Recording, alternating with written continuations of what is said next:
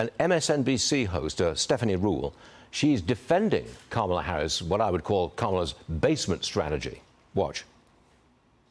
I just said I'm not going to vote for her. Kamala Harris is not running for perfect. She's running against Trump. We have two choices. And so there are some things you might not know her answer to.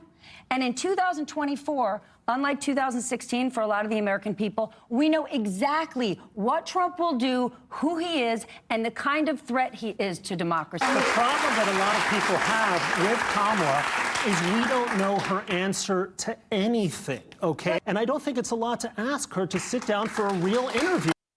Yeah, I'm with the guy on this one. Joe Concha is with us this morning. Have at it, Joe. Just go right at it, son.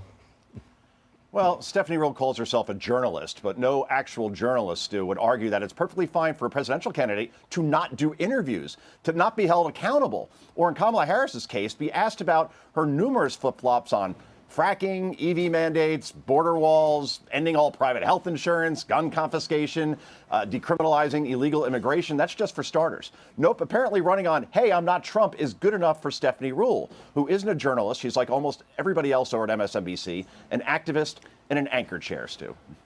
Got it. All right, Joe, one more for you. Kamala Harris will skip the traditional Al Smith dinner in New York next month. It's the first time a presidential candidate will miss that event since 1984. What kind of message do you think that sends? Let's see, 1984, Stu. That presidential candidate that declined to go was Walter Mondale. And at last check, he lost 49 states. So we could chalk this one up, I guess, to bad karma.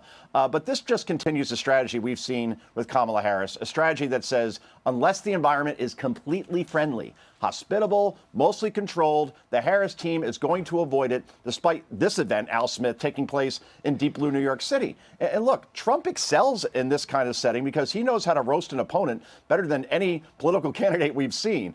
We witnessed it last week when he visited Gutfeld right there in the studio that you're in, and the audience loved it. And Greg's show drew something like 5 million viewers, and that was the most watched show on TV that night. So Trump knows comedy, and he's good at it. On the other hand, Kamala Harris often is pretty awkward to listen to when she tries to do comedy. She often laughs at her own jokes when no one else is. And I think her team views the Al Smith dinner as an opportunity to humanize Trump if she attends and is basically seated almost right next to him. So if I'm Trump, I still attend, by the way. You have the whole stage to yourself. Yeah. And given that it takes place something like 3 weeks before the election, he'll win an important news cycle that night and the following day, Stu. Yeah, why not? Show up and do it. He'd be good at it.